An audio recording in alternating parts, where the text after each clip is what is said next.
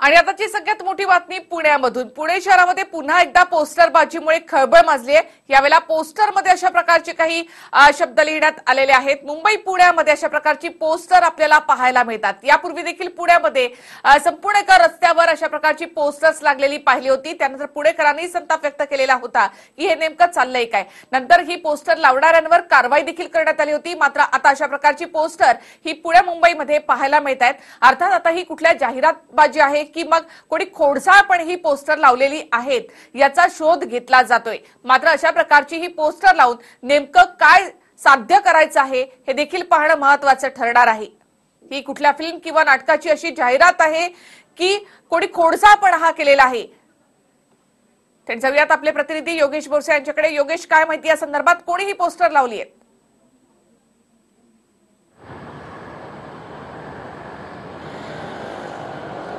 निश्चितच निखिला, ज्या पद्धतीने आपण पाहू शकतो की शहरातल्या मध्यवर्ती ठिकाणी अर्थातच खंडूजी बाबा चौकामध्ये अशा पद्धतीची ही होर्डिंग्स लावण्यात आलेली आहे की दादा मी प्रेग्नेंट आहे।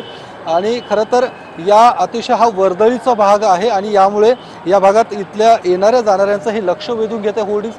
या भागात खरं तर अनेक होर्डिंग्स आहेत, मात्र त्यातलं सर्वात अधिक म्हणजे जे काही लक्ष वेधून घेणारं होर्डिंग आहे, गेल्या काही दिवसांपासून शहरातल्या अनेक भागांमध्ये अशा पद्धतीची होर्डिंग सध्या पाहायला मिळतात, ज्याची चर्चा सध्या पुणे शहरामध्ये आपल्याला ऐकायला मिळते।